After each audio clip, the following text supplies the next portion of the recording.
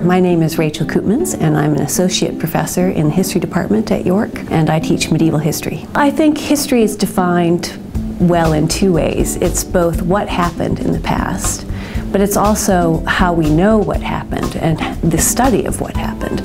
And I think for me, the study of what happened is really more important, because what happened in the past is gone.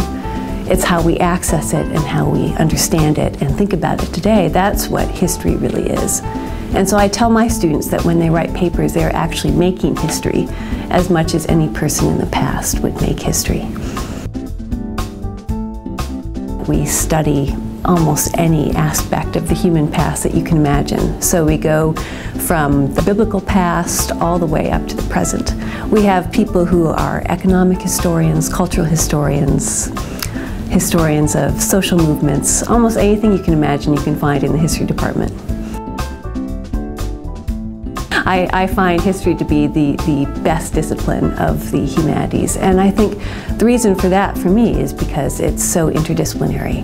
If you're a good historian, you have to know something about economics, about science, about philosophy, about art history, about the whole range of human experience. And so I think for our students, you get an exposure to this vast array of human experience in just a single history course. And you also learn critical analysis skills, thinking skills, reading skills, and writing skills. We have many survey courses. The one I teach is the Medieval Early Modern Survey. So it's a survey of more than 700 years of history, going from about the year 1000 to the year 1700. And in it we talk about the Crusades, we talk about the Renaissance, we talk about Columbus, we talk about the spice trade, we talk about the growth of the medieval university, we talk about the scientific revolution. So we cover a vast amount of time and a vast number of subjects. And students come out of there, I know, feeling that they just have a better grasp of a fascinating period of history. There will always be a demand for students who are able to think critically and write well.